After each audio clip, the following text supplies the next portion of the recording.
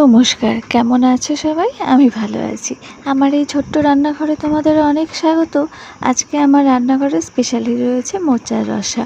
মোচার রসাটা কীভাবে বানাতে হয় আজকে তোমাদের সেটাই বলবো।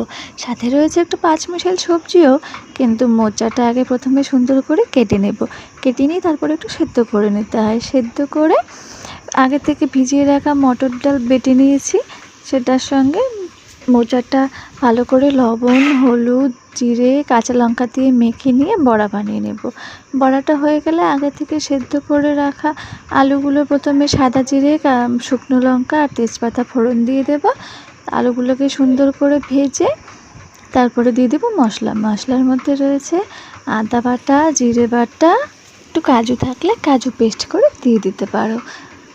মশলাটা কষিয়ে নিয়ে আগে থেকে গরম করে রাখা জল এতে দিয়ে দেব, আর নামানোর আগে দিয়ে দেবো বড়াগুলো। তাহলে বড়াগুলো আর ভেঙে যাবে না, আর খেতেও হবে অসাধারণ। একদিন বানিয়ে দেখো, খুবই সুন্দর লাগবে। আজকে তাহলে আসছি, কেমন লাগলো জানাতে ভুলো না কিন্তু।